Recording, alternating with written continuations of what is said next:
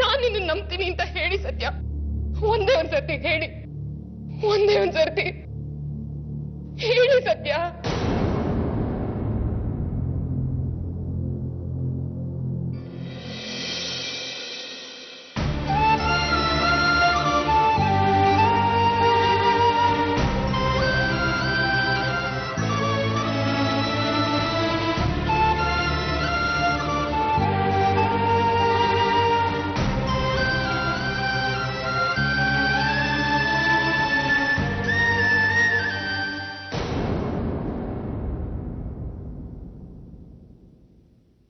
ಅಂದ್ರೇನು?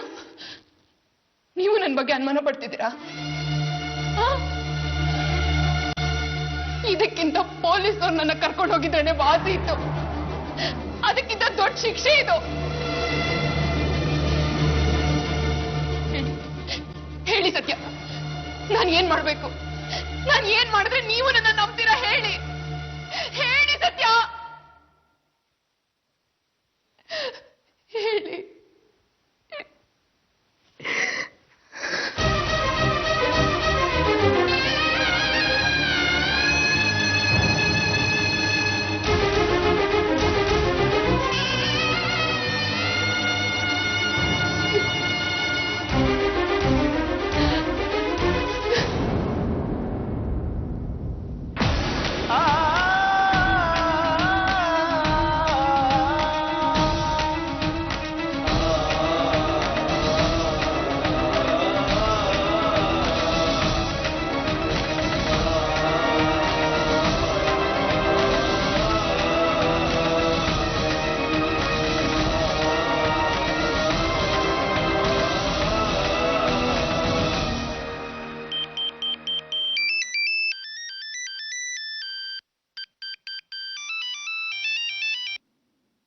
ಹೇಳಿ ವಿನಿತಾ, ಹಬ್ಬ ಎಲ್ಲ ಚೆನ್ನಾಗಾಯ್ತೇನೆ ಅಲ್ವೇ? ಹಬ್ಬದ ದಿನ ಮನೇಲಿ ಎಲ್ಲಿಗೆ ಹೋಗಿದ್ದೆ? ಪಾಪ ಅಳಿಯಂದ್ರೆ ಎಷ್ಟು ಸಲ ಫೋನ್ ಮಾಡಿದ್ರು ಗೊತ್ತಾ? ಬೇಡಮ್ಮ, ನಮ್ಮ ಮನೆ ಒಂದು ದೊಡ್ಡ ಡ್ರಾಮಾ ಕಂಪ್ನಿ ತರ ಆಗೋಗಿದೆ. ದಿನಕ್ಕೊಂದ್ ರಾತ ಅಂತ, ದಿನಕ್ಕೊಂದ್ ರಗಳೆ. ಯಾಕೆ ವಿನಿತಾ, ಏನಾಯ್ತೆ? ಅಲ್ವೇ, ನಿಮ್ ಮನೆಯಿಂದ ಫೋನ್ ಬಂದ್ರೆ ಸಾಕು, ನನಗಂತೂ ತುಂಬಾ ಗಾಬರಿ ಆಗುತ್ತೆ ಕಣೆ. ವಿನಿತಾ, ವಿನಿತಾ, ಯಾಕೆ? ಏನೈತೆ? ಯಾಕೆ ಅಳ್ತಾ ಇದೀಯಾ? ಬೇಡ ಬಿಡಮ್ಮ, ಇಬ್ರು ಹೆಣ್ಮಕ್ಳಿಗೂ ಮದ್ವೆ ಮಾಡಿ ಕಳ್ಸಿ ಹಾಯ ಕಿರಣ ಅಂತ ಇರ್ತೀರ. ಮತ್ತೆ ಇದನ್ನೆಲ್ಲ ಹೇಳಿ ನಿಮಗೆ ಯಾಕೆ ಚಿಂತೆ ಹಚ್ಚಲಿ? ಒಗಟೊಗಟಾಗಿ ಮಾತಾಡ್ಬೇಡ ವಿನಿತಾ. ಮಗುನ ಚೂಟಿ ಅಳ್ಬೇಡ ಅಂದ್ರೆ ಹೇಗೆ ಹೇಳು? ಈಗ ನೀನು ಅರ್ಥಂಬರ್ಧ ಹೇಳಿದ್ರೆ ನನ್ಗೆ ಏನ್ ಅರ್ಥ ಆಗತ್ತೆ? ಅದೇನಂತ ಸರಿಯಾಗಿ ಹೇಳೆ. ಹೇಳ್ದೆ ಹೇಗಮ್ಮ ಇರ್ಲಿ? ನನಗೂ ನನ್ನಮ್ಮ ಬಿಟ್ರೆ ಬೇರೆ ಯಾರಿದ್ದಾರೆ ಹೇಳು? ಹೇಳ್ಬಿಡೋಣ ಅಂತ ಅನ್ಕೋತೀನಿ, ಆದ್ರೆ ಅಮ್ಮ ಮಗಳು ಮಧ್ಯೆ ತಂದಿಟ್ಟೆ ಅನ್ನೋ ಚಿಗುಪ್ಸೆ ನನ್ನ ಕಾಡುತ್ತಮ್ಮ. ಸಾವಿತ್ರಿ, ಅವಳೊಬ್ಬಳು ವಿಚಾರದಲ್ಲಿ ನನ್ಗೆ ಯಾವ ತಲೆನೋವು ಇರ್ಲಿಲ್ಲ. ಏನೇ ಮಾಡ್ಕೊಂಡ್ಲು ಅವಳು? ಕೊಡು ಅವಳಿಗೆ ಫೋನು, ನಾನು ಮಾತಾಡ್ತೀನಿ. ಅಮ್ಮ ಪ್ಲೀಸ್ ಅಮ್ಮ, ನಾನು ಫೋನ್ ಮಾಡಿದ್ದೆ ಅಂತ ನೀನು ಅವಳಿಗೆ ಹೇಳ್ಬೇಡ. ಇಷ್ಟೊತ್ತಾಗಲೇ ಫೋನ್ ಮಾಡಿ ಎಲ್ಲ ಹೇಳಿರ್ತಾಳೆ ಅನ್ಕೊಂಡಿದ್ದೆ. ಮಾಡಿಲ್ವಾ? ಇಲ್ಲ ಕಣೆ, ಅವಳು ಮಾಡಿಲ್ಲ. ಪಾಪ, ಹೇಗ್ ಮಾಡ್ತಾಳೆ ಹೇಳು? ಮಾಡ್ರೋ ಗನಂದಾರಿ ಕೆಲ್ಸನ ಯಾರ ಮುಂದೆನಾದ್ರೂ ಹೇಳ್ಕೊಳಕ್ಕಾಗತ್ತಾ? ಬಾಯಿ ಮುಚ್ಕೊಂಡು ಅದೇನಾಯ್ತು ಅಂತ ಹೇಳು. ಆಯ್ತಮ್ಮ, ಹೇಳ್ತೀನಿ. ಆದ್ರೆ ಒಂದು, ನಾನು ಈ ವಿಷಯ ಹೇಳಿದ್ಮೇಲೆ ನೀನೇನು ಹೆಚ್ಚು ಕಡಿಮೆ ಮಾಡ್ಕೋಬಾರ್ದು. ಮನಸ್ ಗಟ್ಟಿ ಮಾಡ್ಕೊಂಡು ಕೇಳಿಸ್ಕೊ. ನಿನ್ ಮುತ್ತಿನ ಮಗಳು ಸಾವಿತ್ರಿ ಇದ್ದಾಳಲ್ಲ, ನಿನ್ ತಮ್ಮನ್ನ ಅಂದ್ರೆ ಶ್ರೀನಿವಾಸ್ ಮಾವನ್ನ ಸ್ಟೇಷನ್ ಹೋಗಿ ಊಟ ಕೊಡೋ ನೆಪದಲ್ಲಿ ಸಾಯಿಸ್ಬೇಕು ಅಂತ ಕಣ್ಣಿಟ್ಕೊಂಡಿದ್ಲಮ್ಮ.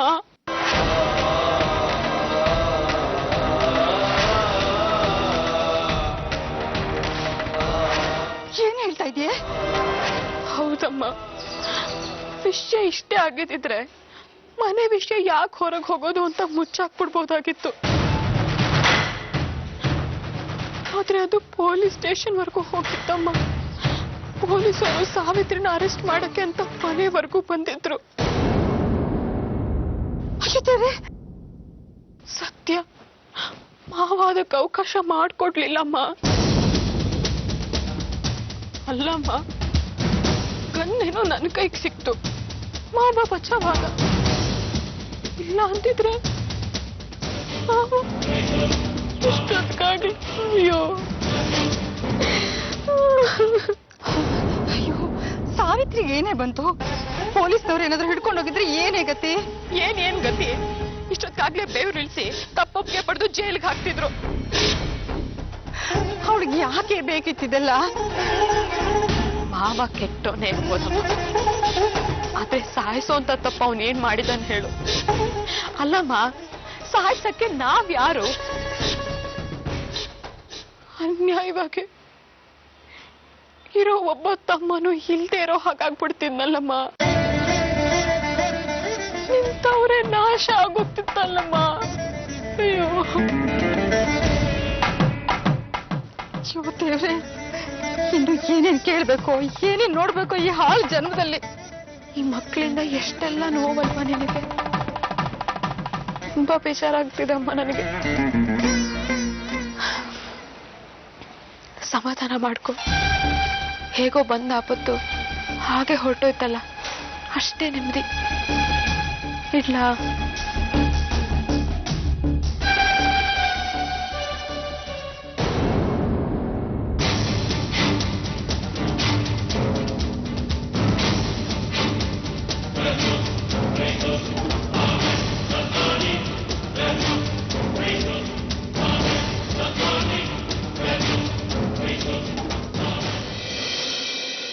ಸಾವಿತ್ರಿ,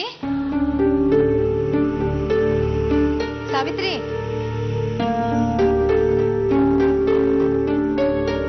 ಸಾವಿತ್ರಿ,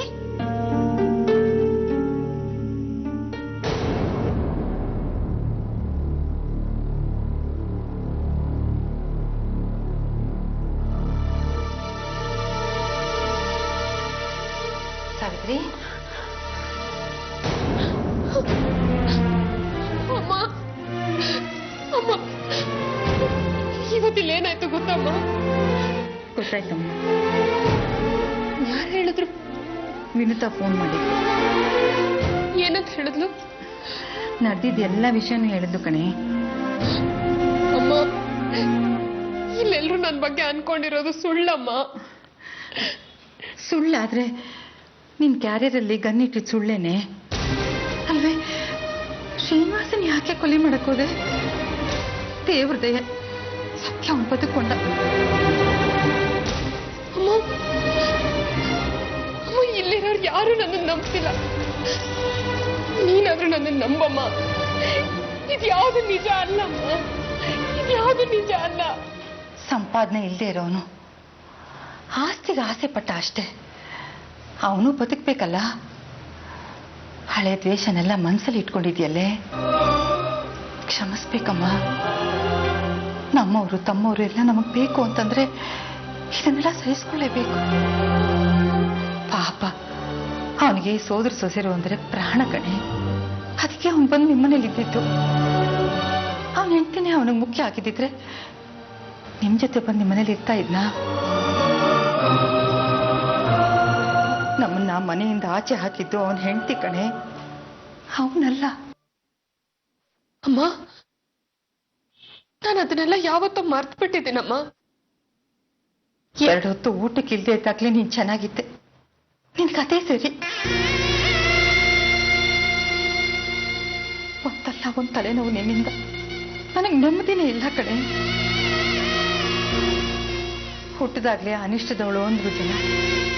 ದರಿದ್ರ ತುಂಬಿಕೊಂಡು ಮನೆ ಸೇರ್ಕೊಂಡು ಅಂತ ನಿಮ್ಮ ಅತ್ತೆ ಮನೆಯವ್ರು ಜರದು ಎಲ್ಲ ಸರಿ ಹೋಯ್ತು ಅಂತ ಅನ್ಕೊಂಡ್ರೆ ಈಗ ನೀನ್ ಹೀಗ್ ಮಾಡ್ಕೊಂಡಿದ್ಯಲ್ಲೇ.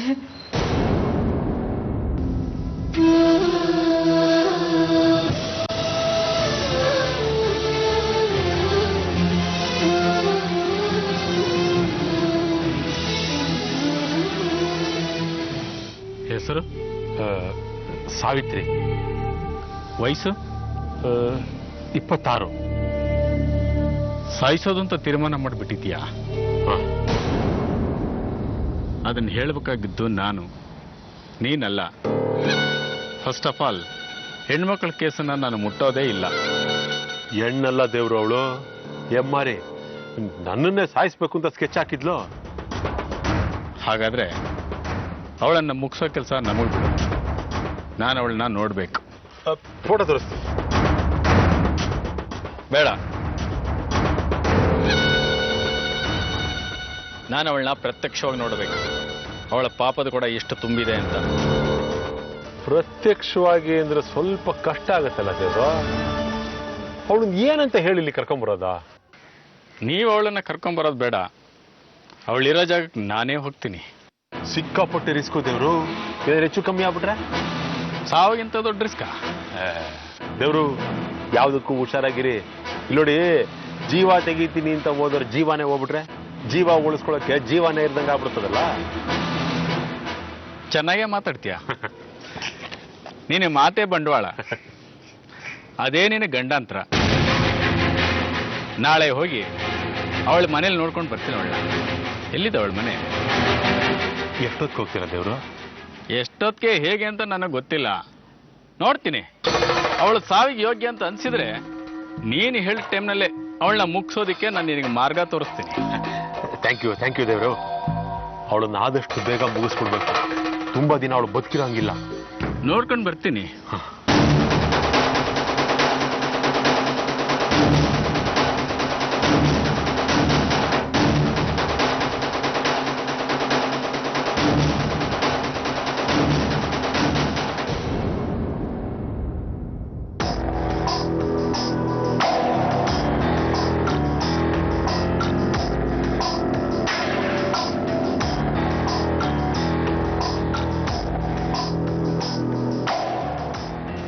ಯಾಕೆ ಹೀಗೆ ಮಾಡ್ದೆ ವಿನುತಾ? ನಾನೇನ್ ಮಾಡ್ದೆ? ಕಣ್ಣಿಟ್ಟಿದ್ದು ನೀನು. ನಾನಾ? ಯಾಕೆ ನನ್ನ ಮೇಲೆ ಹಾಕ್ತೀಯ? ಹಾಗಿದ್ರೆ ನೀನ್ ಗನ್ ಇಟ್ಟಿಲ್ಲ. ಖಂಡಿತವಾಗ್ಲೂ ಇಲ್ಲ. ನೀನೇ ಇಟ್ಟಿದ್ದು ಅಂತ ಪ್ರೂವ್ ಆಯ್ತಲ್ವಾ? ಅದಕ್ಕೆ ಬೇಕಾಗಿರೋದು ವ್ಯಕ್ತಿ ಸಾಕ್ಷಿ ಅಲ್ಲ, ಮನಸ್ಸಾಕ್ಷಿ. ನೋಡಮ್ಮ, ನಂಗೆ ಸಿಂಪಲ್ ಆಗಿರೋ ಕನ್ನಡ ಮಾತ್ರ ಅರ್ಥ ಆಗೋದು. ಆತ್ಮಸಾಕ್ಷಿ, ಹೃದಯ ಸಾಕ್ಷಿ ಅಂದ್ರೆ ಇದು ಯಾವುದು ನಂಗೆ ಅರ್ಥ ಆಗಲ್ಲ. ನಾನು ಇಟ್ಟಿಲ್ಲ ಅಂತ ಹೇಳ್ದೆ ಅಲ್ವಾ? ಹಾಗಿದ್ರೆ ನೀನ್ ಗನ್ ಇಟ್ಟಿಲ್ಲ. ಇಲ್ಲ.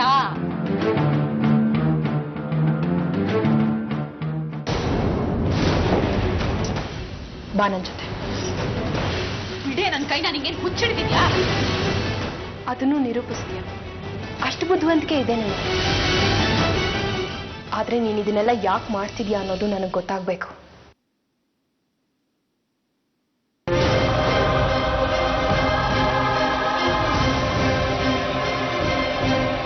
ಏನ್ ಮಾಡ್ತಿದ್ಯಾ ನೀನು?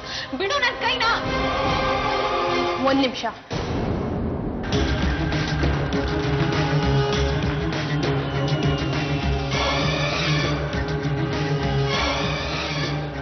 ಪ್ರಮಾಣ ಮಾಡಿ ಹೇಳು.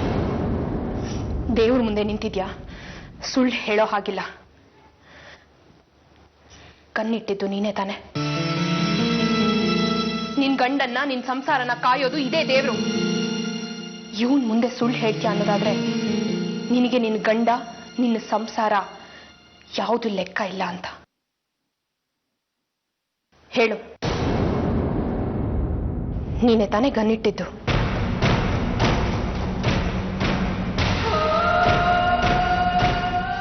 ಹೇಳೆ.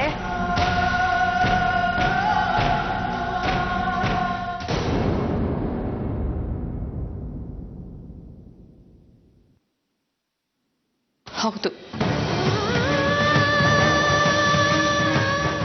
ನಾನೇ ಗನ್ನಿಟ್ಟಿದ್ದು.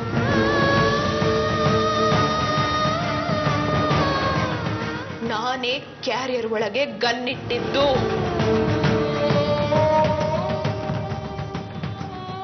ಯಾಕೆ ವಿನುತಾ, ಯಾಕೆ ಹೀಗೆ ಮಾಡ್ದೆ? ಯಾಕ? ಎಲ್ಲರ ಮುಂದೆ ನಿನಗೆ ಅವಮಾನ ಆಗ್ಲಿ ಅಂತ. ಎಲ್ಲರ ಮುಂದೆ ನೀನು ತಲೆ ತಗ್ಸೋ ಹಾಗಾಗ್ಲಿ ಅಂತ, ಎಲ್ಲರೂ ನಿನ್ನ ತುಚ್ಚುವಾಗಿ ಕಾಣ್ಲಿ ಅಂತ.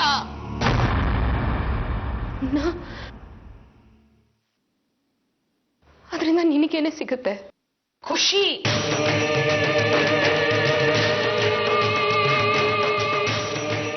ನಾನು ಅನುಭವಿಸಿದ ಅವಮಾನಕ್ಕೆ ಸೇಡು. ನನ್ನ ಗಂಡನ ಸ್ಟೇಷನ್ ಇಂದ ಬಿಡಿಸ್ಕೊಂಡು ಬರ್ತೀನಿ ಅಂದಾಗ ಅದಕ್ಕೆ ಕಲ್ಲು ಹಾಕ್ತೆ ಅಲ್ಲ ನೀನು. ನಿನಗೂ ಗೊತ್ತಾಗ್ಬೇಕು ಕಣೆ, ಪೊಲೀಸ್ ಅವ್ರ ಹಿಡಿತದಲ್ಲಿ ಇರೋದು ಅಂದ್ರೆ ಏನು ಅಂತ. ನಾನು ಅನುಭವಿಸಿದ ಒಂದೊಂದು ನೋವು ನಿನಗೂ ಗೊತ್ತಾಗ್ಬೇಕು.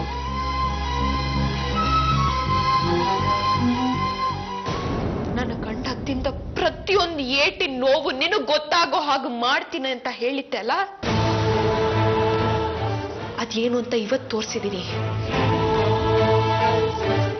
ನನ್ನ ನೋವು ಹೆಪ್ಪಕಟ್ಟಿ ಸೇಡಾಗಿದೆ, ದ್ವೇಷಕ್ಕೆ ತಿರುಗಿದೆ. ಇನ್ ಮುಂದೆ ನೋಡ್ತಾ ಇರೋ.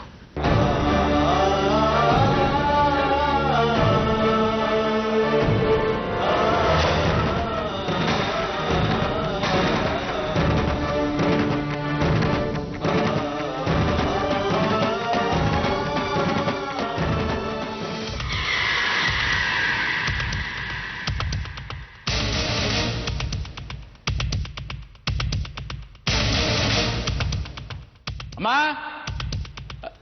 ಯಾರಿದ್ದೀರ ಮನೆಯಲ್ಲಿ?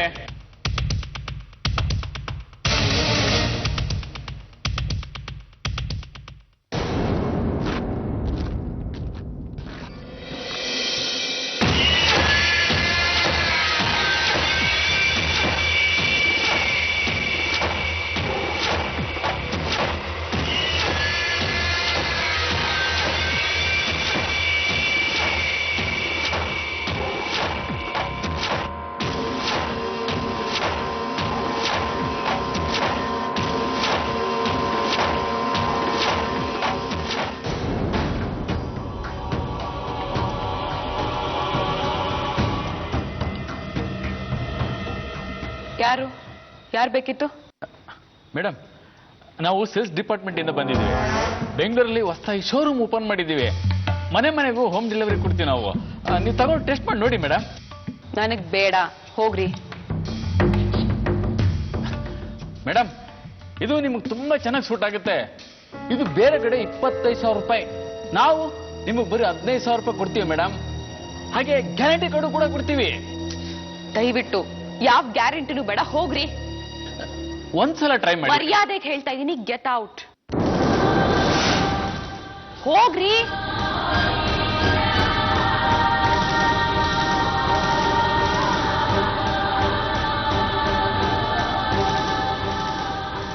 ಆಯಸ್ಸಿಷ್ಟೇ, ಇನ್ನು ಬದುಕೋ ಯೋಗ್ಯತೆ ಇಲ್ಲ.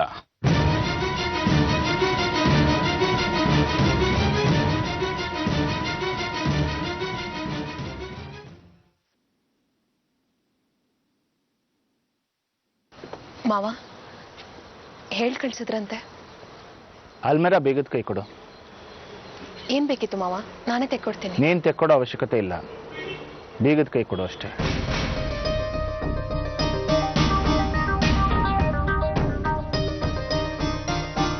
ತಗೊಳ್ಳಿ ಮಾವ, ನೀವೇ ಇಟ್ಕೊಳ್ಳಿ.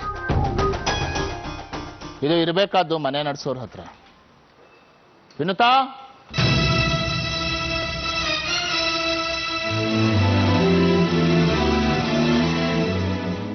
ಮಾವ ಕರೆದ್ರ? ತಗೋ, ಇದರಲ್ಲಿ ಮನೆ ತಿಜೋರಿಕಿ ಇದೆ. ಇದನ್ನ ಸಂಭಾಳಿಸ್ಬೇಕಾದವರು ಸದ್ಬುದ್ಧಿ ಇರೋರು, ದುರ್ಬುದ್ಧಿ ಇರೋರಲ್ಲ. ಇನ್ನು ಮೇಲೆ ಇದನ್ನೆಲ್ಲ ನೀನ್ ನಿಭಾಯಿಸ್ಬೇಕು. ಮಾವ, ನಾನಾ? ಮನೆ ಹಿರಿ ಸೊಸೆ ಸಾವಿತ್ರಿ, ಅವಳೇ ಇದನ್ನೆಲ್ಲ ನೋಡ್ಕೋತಾಳಲ್ಲ.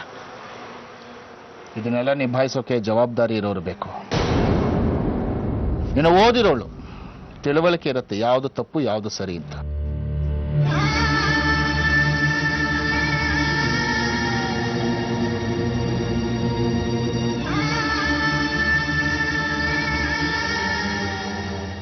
ಸರಿ ಮಾವ, ಇಷ್ಟೊಂದು ವಿಶ್ವಾಸ ಇಟ್ಟು ಕೊಟ್ಟಿದ್ದೀರಾ. ಈ ಜವಾಬ್ದಾರಿನ ನಾನು ನೆರವೇರಿಸ್ತೀನಿ.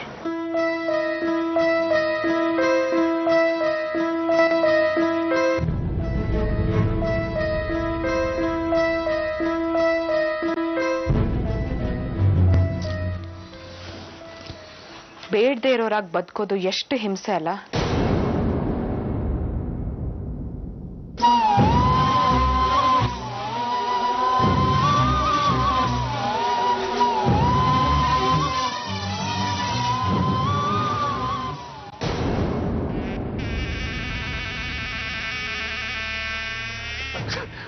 ಹೋಗಿ ನೋಡ್ಕೊಂಡ್ ಬಂದಿರ ದೇವ್ರು.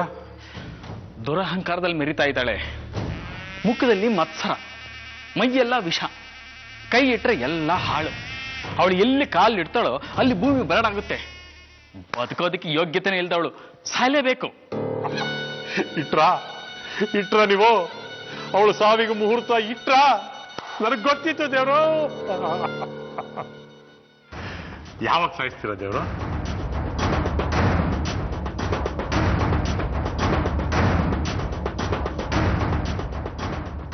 ಮುಹೂರ್ತ ಇಡೋದು ನಿನಗೆ ಸೇರಿತ್ತು, ಮಾರ್ಗ ತೋರಿಸೋದು ನನಗೆ ಸೇರಿತ್ತು. ಯಾವಾಗ ಅಂತ ನೀನು ಹೇಳು, ಹೇಗೆ ಅಂತ ನಾನು ಹೇಳ್ತೀನಿ. ದೇವ್ರು, ಶುಭಶ್ಯ ಶೀಘ್ರಂ.